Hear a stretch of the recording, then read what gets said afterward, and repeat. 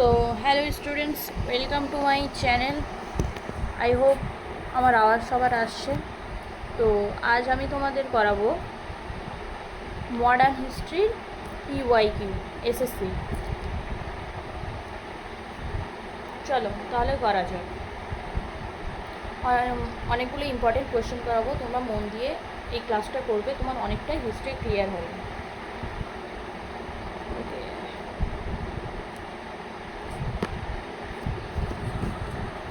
করো এই কোয়েশ্চেনটা।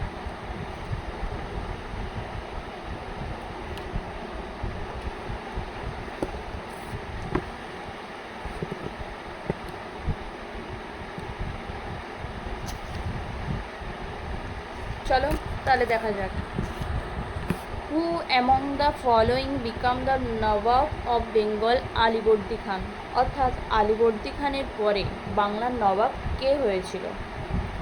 এটার অ্যান্সার হবে নবাব সিরাজউদ্দৌলা। ওকে, আশা করছি তোমরা আমার কথা বুঝতে পারছো। চলো দেখা যাক। নবাব অফ বেঙ্গল অর্থাৎ বাংলার নবাব। বাংলার নবাব প্রথমে হয় মুর্শিদকুলি খান, তারপর হয় সুজাউদ্দৌলা, তারপর হয় আলীবর্দী খান, তারপর হয় সিরাজউদ্দৌলা।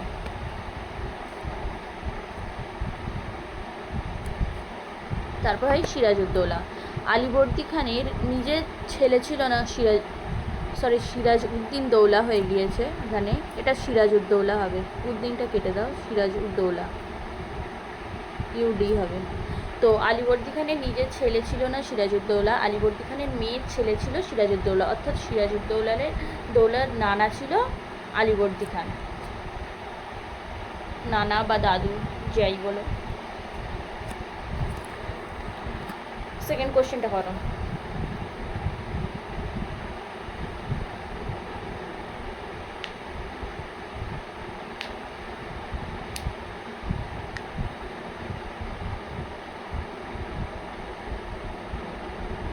চলো দেখা যাক।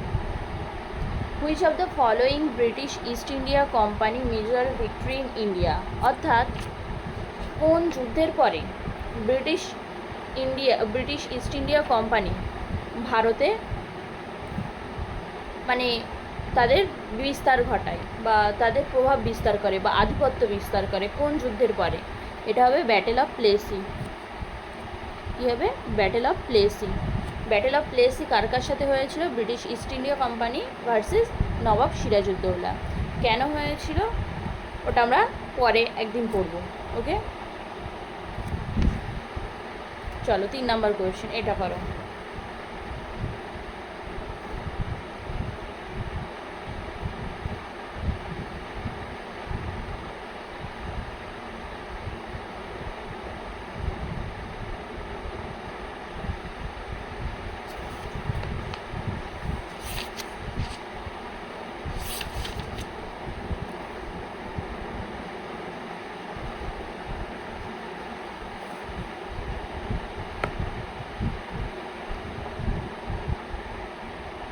চলো এটা দেখা যায়। দ্য পার্টিশন অফ বেঙ্গল 1904, যেটা কিনা 1905-এ হয়, was cancelled in which year following mass protest? বিশাল বিদ্রোহের কারণে 1905 খ্রিস্টাব্দে যে পার্টিশন অফ বেঙ্গল হয়েছিল, অর্থাৎ বাংলাকে 2 ভাগে ভাগ করা হয়েছিল, সেটাকে ক্যান্সেল করা হয়। এটা হবে অপশান বি, 1911। যখন দিল্লি দরবারে 1911 খ্রিস্টাব্দে দিল্লি দরবারে অর্গানাইজ করা হয়েছিল কার দ্বারা? Lord Hardinge, second Lord Hardinge, king George V যখন এসেছিল এবং তার দ্বারা অর্গানাইজ করা হয়েছিল। অর্থাৎ এই সময় এতদিন চালাচ্ছিল, মানে পুরো দেশটাকে চালাচ্ছিল ব্রিটিশ ইস্ট ইন্ডিয়া কোম্পানি। আর ব্রিটিশ ইস্ট ইন্ডিয়া কোম্পানি এই দেশটাকে সম্পূর্ণ নিয়ন্ত্রিত করছিল বা সব জায়গায় ব্রিটিশদের নিয়ন্ত্রিত করছিল। কিন্তু 1911-তে যেরকম তুমি ইউকেতে দেখতে পাবে বা ইংল্যান্ডে রাজারানী আছে, তারা চেয়েছিল ইন্ডিয়াতে ওরকম রাজারানী হোক বা রাজারানীরাই নিয়ন্ত্রিত করুক। তো সেই সময় 1911 খ্রিস্টাব্দে দিল্লি দরবারে একটা অনুষ্ঠান অর্গানাইজ করা হয়, যেখানে লর্ড হার্ডিঞ্জ, দ্বিতীয় হার্ডিঞ্জ সেটাকে অর্গানাইজ করে, যেখানে কিং জর্জ 5 আসে। আর সেই সময় ঘোষণা করে দেওয়া হয় বেঙ্গল পার্টিশনের মানে ক্যান্সেলের কথা। আর ঠিক সেই সময় 1911 কি 12তে বা 1911তেই সেই সময়ে রাজধানী ক্যালকাটা থেকে দিল্লিতে নিয়ে যাওয়া হয়। ওকে, চলো 6 নাম্বার কোশ্চেন।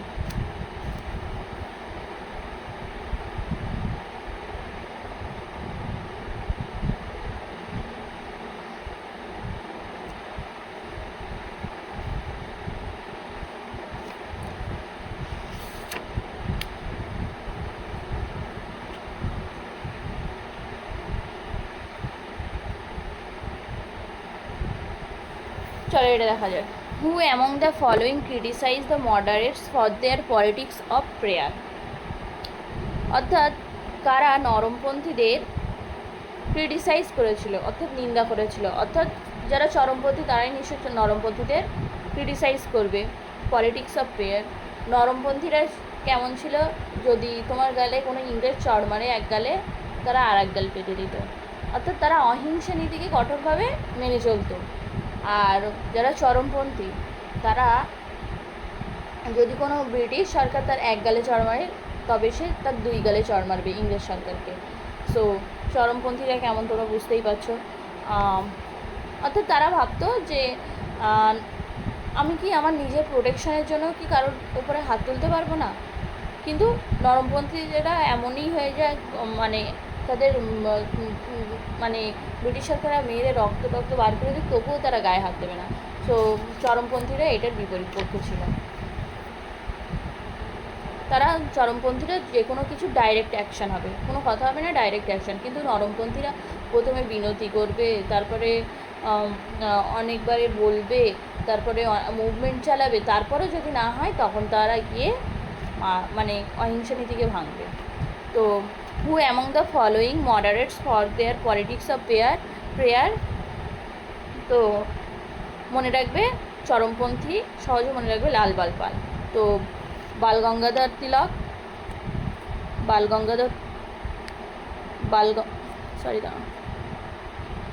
লালা রাজপথ রায়, বালগঙ্গাধর তিলক, বিপিনচন্দ্র পাল, এই 3 জনেই মডারেটদের ক্রিটিসাইজ করেছিল। তাহলে অপশান ডি অ্যান্সার হবে।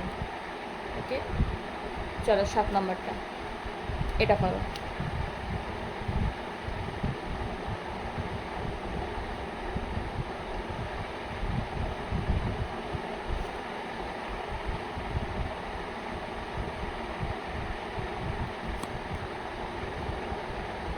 চলো দেখা যাক। What name was given to Bal Gangadhar Tilak by the British ruler. অর্থাৎ ব্রিটিশ রুলারের দ্বারা বাল গঙ্গাধর তিলককে কী নাম দেওয়া হয়েছিল? কোন অ্যান্সারটা হবে বলো? এটার অ্যান্সার হবে option A, the father of Indian unrest. এটা কে দিয়েছিল? ভ্যালেন্টাইন চিরল। কাকে দিয়েছিল? বাল গঙ্গাধর তিলককে, তার একটা বই। কি দিয়েছিল? The father of Indian unrest. Iron man of India কাকে বলা হয়? অপশান সিতে দেখো, আয়রন ম্যান অফ ইন্ডিয়া এটা সর্দার বল্লভভাই প্যাটেলকে বলা হয়। ওকে, চলো নেক্সট কোশ্চেনে যাই। আশা করছি তোমরা বুঝতে পারছো, প্রবলেম হলে বলবে। সরি, চলো কোশ্চেন 6।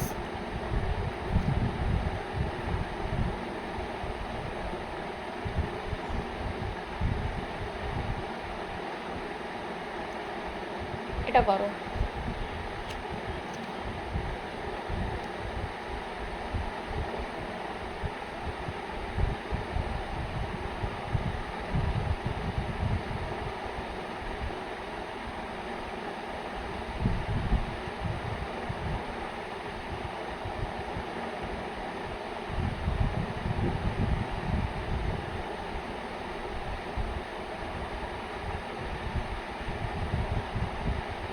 চলো, the painting Bharat Mata depicting a saffron clad woman holding a book শিপস a mala and a white cloth was created by, এটা হবে অবনীন্দ্রনাথ ঠাকুর।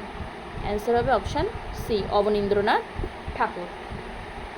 চলো দেখা যাক ভারত মাতার পিকচারটা। এটা হচ্ছে ভারত মাতার পিকচার। এটা অবনীন্দ্রনাথ ঠাকুর অঙ্কন করেছিল বা এঁকেছিল, কি আমাদের ভারতের স্বাধীনতাকে তুলে ধরতে, বা ভারতের এই চিত্রের মাধ্যমে যিনি কিনা আমাদের ভারতের স্বাধীনতাকে তুলে ধরে, আর যে সমস্ত মানুষ আছে তাদের মধ্যে ভারতকে স্বাধীন করার আশ্বাস জেগে ওঠে। এখানে ভারত মাতা তার এই চারটে হাতে চারটে জিনিস ধরে আছে। একটা জিনিস দেখছো, এটা হচ্ছে জপমালা অর্থাৎ রুদ্রাক্ষ, এটা হচ্ছে ধানের শীষ, এটা হচ্ছে সাদা কাপড়, আর এটা হচ্ছে বই। ওকে, চলো নেক্সট কোশ্চেনে দেখা যাক। চলো নেক্সট কোশ্চেন দেখা যাক। এই কোশ্চেনটা করো।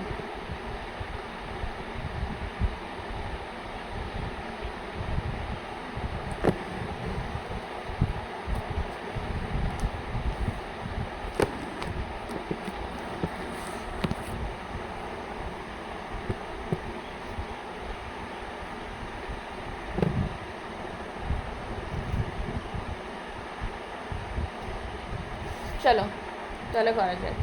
হু among the following founder of all India Muslim League, অর্থাৎ অল ইন্ডিয়া মুসলিম লীগের ফাউন্ডার কে ছিল?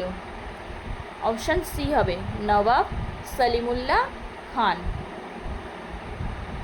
অর্থাৎ 1905 খ্রিস্টাব্দে বেঙ্গল পার্টিশন হওয়ার পরে ইংরেজরা কী চেয়েছিল, একদিকে হিন্দুরা থাকুক আর একদিকে মুসলিমরা থাকুক। তো তারা আসলে হিন্দু মুসলিমদের মধ্যে ঝামেলা ক্রিয়েট করার চেষ্টা করেছিল, অর্থাৎ তারা চেয়েছিল হিন্দু মুসলমানরা একতা না হোক, কারণ একতা হলেই তারা অনেক বিদ্রোহ করবে বা তাদের বিরুদ্ধে যাবে। বাট একতা না হলে, তাদের মধ্যে ঝামেলা সৃষ্টি করলে তারা নিজেদের মধ্যেই ব্যস্ত থাকবে এবং তারা ইংরেজদের বিরুদ্ধে আর যাবে না। সেই জন্য তারা সেপারেট ইলেক্টোরেট তৈরি করেছিল। যখন বেঙ্গল আলাদা হয়ে যায়, তো এইদিকে আইএনসি থাকে, তো ওইদিকে মুসলিমরা ভাবে যে আমাদেরও কোনো একটা লীগ তৈরি করা উচিত।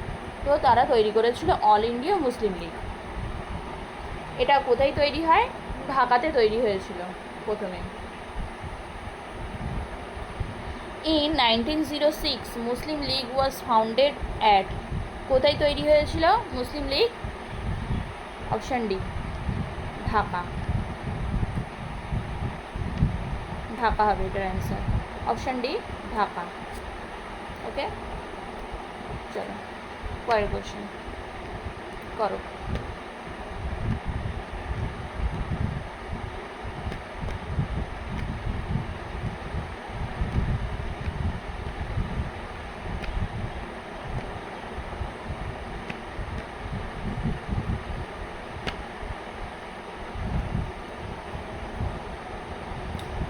চলো করা যাক। Who was the president of Muslim League, Muslim লীগের প্রেসিডেন্ট কে ছিল? অ্যান্সার হবে option C Aga Khan. Sorry, option C Aga Khan. Okay, চলো এই কোশ্চেনটা করো। অপশান 10।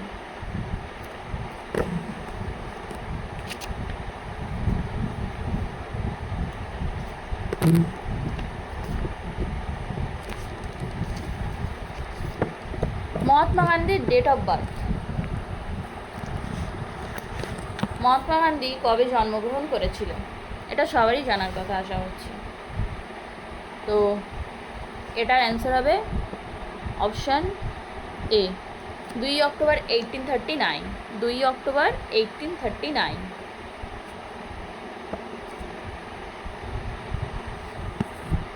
কোথায় জন্মগ্রহণ করেছিল মহাত্মা গান্ধী? গুজরাটের পোরবন্দরে জন্মগ্রহণ করেছিল। কোথায় জন্মগ্রহণ করেছিল? 2 অক্টোবর 1839 মহাত্মা গান্ধী গুজরাটের পোরবন্দরে। এটা মনে রাখবে। মহাত্মা গান্ধী সম্পর্কে দেখে নিই চলো। মহাত্মা গান্ধীর পুরো নাম ছিল মোহনদাস করমচাঁদ গান্ধী। মহাত্মা গান্ধীর জন্মগ্রহণ কবে হয়? 2 অক্টোবর 1839। মহাত্মা গান্ধীর মায়ের নাম ছিল পুটলিবাই গান্ধী। মহাত্মা গান্ধীর বাবার নাম ছিল করমচাঁদ গান্ধী। মহাত্মা গান্ধীর ওয়াইফের নাম ছিল কস্তুরবা গান্ধী। ওকে, চলো নেক্সট এটা করো।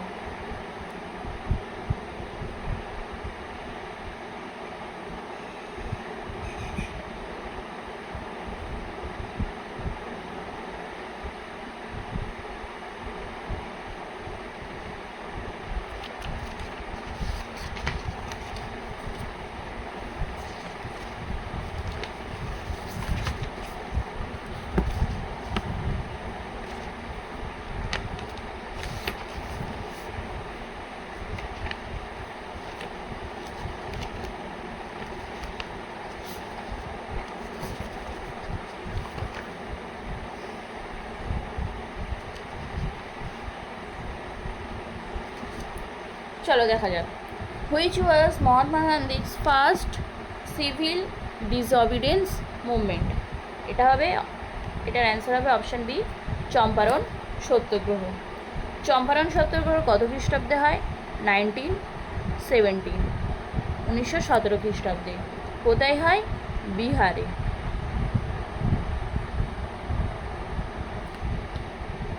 আর আহমেদাবাদ মিল স্ট্রাইক ছিল প্রথম হাঙ্গার স্ট্রাইক।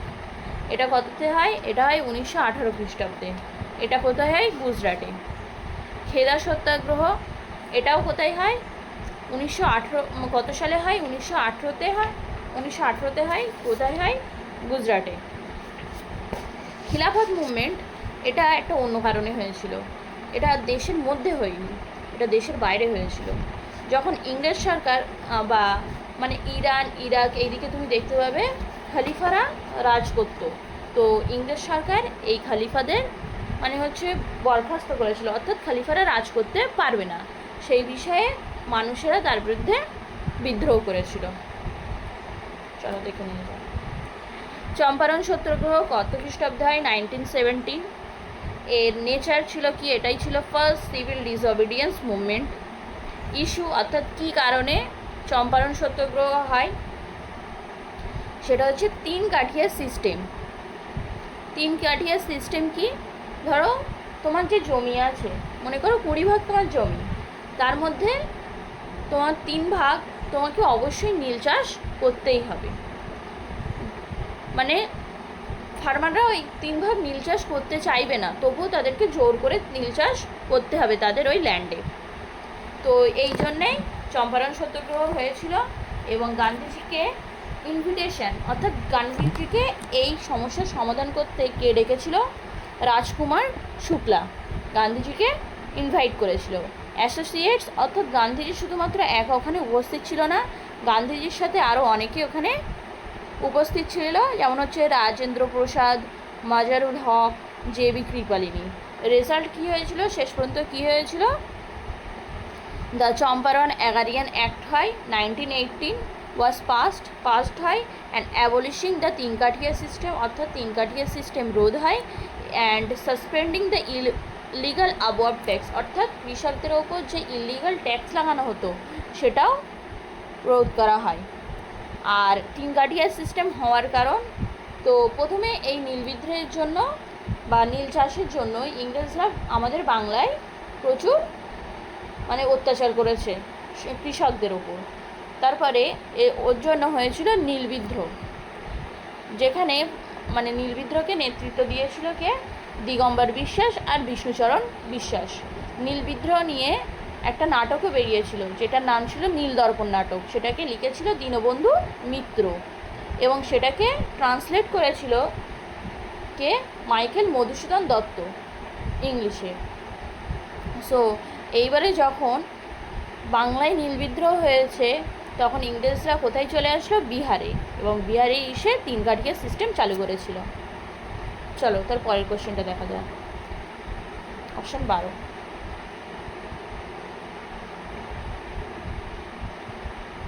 এই কোশ্চেনটা করো।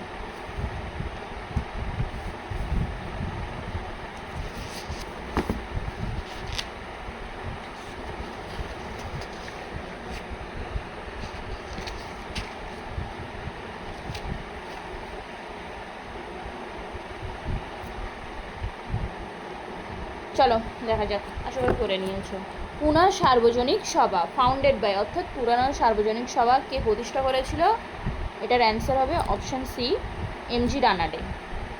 কত খ্রিস্টাব্দে প্রতিষ্ঠিত করে? এটা হচ্ছে 1870, 1870 খ্রিস্টাব্দে। আর কোথায় করে?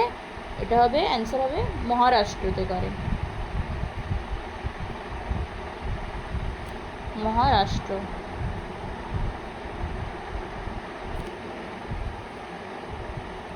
চলো তার পরের কোশ্চেনটা যাওয়া যাক।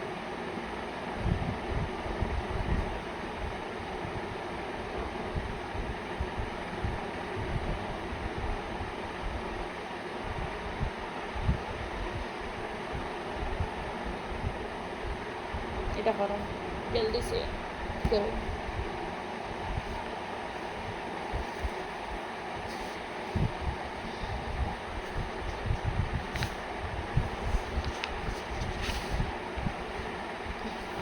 চলো, when Indian National Congress established, অর্থাৎ ইন্ডিয়ান ন্যাশনাল কংগ্রেস কবে প্রতিষ্ঠিত হয়েছিল? এটার অ্যান্সার হবে অপশান বি, 1885, 1885 খ্রিস্টাব্দে। তার পরেরটা করো।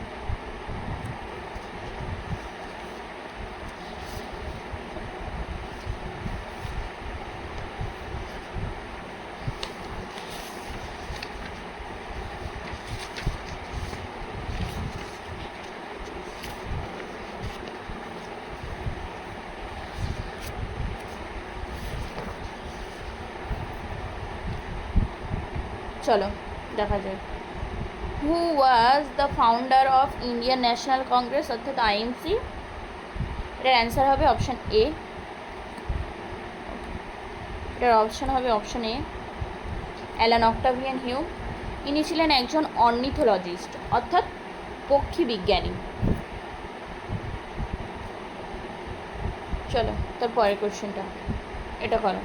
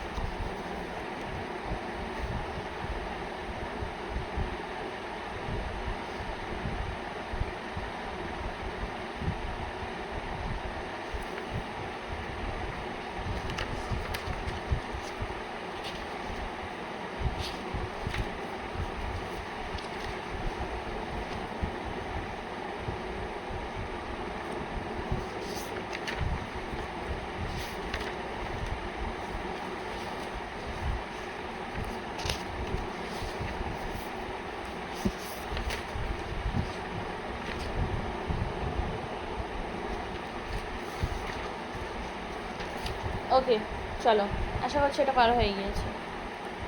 দেখুন, safety valve theory was given by, কার দ্বারা দেওয়া হয়েছিল সেফটি ভলভ থিওরি? এটা অপশান হবে অপশান সি, লালা রাজপথ রায়।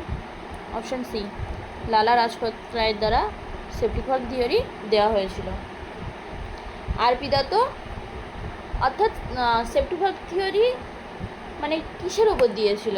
অর্থাৎ লালা রাজপথ রায় আইএনসি অর্থাৎ ইন্ডিয়ান ন্যাশনাল কংগ্রেস যখন প্রতিষ্ঠিত হয় তখন সেটাকে সেফটি ভলভ থিওরি বলেছিল।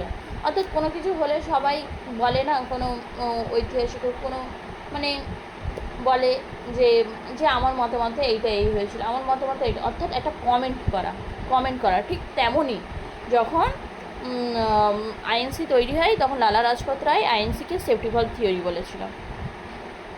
লালা রাজপথ রায়ের সাথে আরও অনেকেই ছিল, তারাও অনেক কিছু বলেছে বা তারাও ওরকম কমেন্ট করেছে, যেমন আরপি দত্ত যখন আইএনসি গড়ে ওঠে, আইএনসিকে বলে কনস্পিরেসি থিওরি। দেন গোপাল কৃষ্ণ গোখলে, আইএনসি যখন প্রতিষ্ঠিত হয় সেটাকে বলা হয় লাইটনিং কন্ডাক্টর থিওরি। ওকে, চলো নেক্সট কোশ্চেন। এটা করো।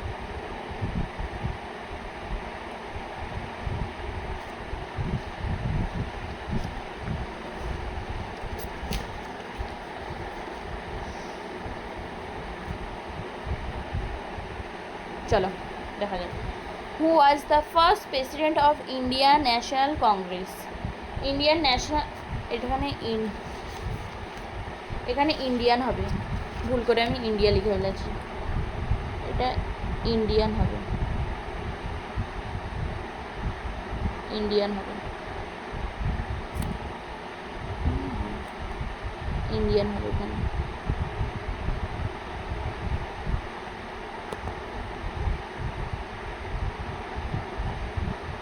ইন্ডিয়ান হবে এটা। Okay, who was the first president of Indian National Congress? Option C হবে ডব্লিউ.সি. ব্যানার্জি।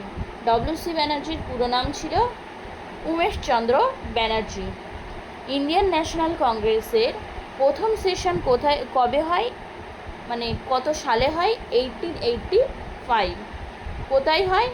গোকুলদাস তেজপাল সংস্কৃত কলেজ, বম্বেতে। প্রথমে এই যে এটা ছিল ফার্স্ট যে সেশনটা, এটা করার জন্য জায়গা বেছে নিয়েছিল পুনেতে, কিন্তু সেখানে যেহেতু প্লেগ হয়েছিল, অর্থাৎ প্লেগ রোগ ছড়িয়ে পড়েছিল, সেই জন্য সেই জায়গা থেকে প্লেগ রোগের কারণে সেই জায়গা থেকে শিফট করে নিয়ে, অর্থাৎ সেই জায়গাটাই প্রথম সেশন না করে বম্বেতে করা হয়। কোথায়? গোকুলদাস তেজপাল সংস্কৃত কলেজে। আর এখানে কারা উপস্থিত ছিলেন বা কতজন ডেলিগেটস উপস্থিত ছিল? 72 জন ডেলিগেটস, আর তার মধ্যে ছিল 2 জন মুসলিম, আর কোনো ওম্যান এটাতে পার্টিসিপেট করেনি, অর্থাৎ উপস্থিত হয়নি, কোনো মহিলা এটাতে উপস্থিত হয়নি। অপশান 22 দেখো, অপশান 22 বলছে কেন? কোয়েশ্চেন 17 দেখো।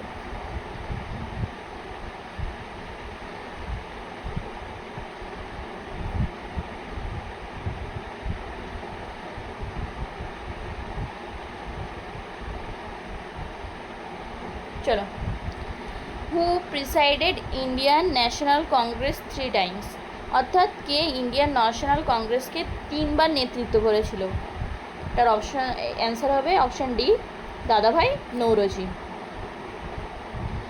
চলো, দাদাভাই নৌরোজি প্রিসাইডেড আইএনসি অর্থাৎ ইন্ডিয়ান ন্যাশনাল কংগ্রেস 3 টাইমস। একটা হচ্ছে 1886 খ্রিস্টাব্দে, আরেকটা হচ্ছে 1893 খ্রিস্টাব্দে, আরেকটা হচ্ছে 1906 খ্রিস্টাব্দে। ওকে, 1886 খ্রিস্টাব্দে যেটা হয়েছিল, এটা কোথায় হয়েছিল? ক্যালকাটাতে হয়েছিল। এখানে কতজন ডেলিগেট উপস্থিত ছিল? সেটা হচ্ছে 434 জন ডেলিগেট উপস্থিত ছিল। আর তারপর হয় 1893 খ্রিস্টাব্দে, যেটা কিনা লাহোর সেশন। আর তারপর হয় 1906 খ্রিস্টাব্দে, এটাও ক্যালকাটাতে হয়েছিল। এখানে 4টে রেজলিউশনের কথা বলা হয়। কি কি? স্বরাজ, স্বদেশী, বয়কট আর ন্যাশনাল এডুকেশন। ন্যাশনাল এডুকেশন মানে হচ্ছে আমাদের ইন্ডিয়ানদের জন্য একটা ন্যাশনাল এডুকেশন তৈরি করবে। আর হচ্ছে বয়কট মানে হচ্ছে ইংরেজদের যে সমস্ত জিনিসপত্র আছে সেগুলোকে বয়কট করবে। স্বদেশী মানে হচ্ছে নিজেদের যে তৈরি জিনিসপত্র সেগুলোকে বেশি বেশি ব্যবহার করবে। স্বরাজ মানে হচ্ছে নিজের একটা স্বাধীন রাজ্য গড়ে তুলবে, দেশ গড়ে তুলবে। He is also known as grand old man of India. দাদাভাই নৌরোজি ছিল প্রথম যিনি কিনা ন্যাশনাল ইনকাম পরিমাপ করেছিল আমাদের দেশে। Okay, thank you.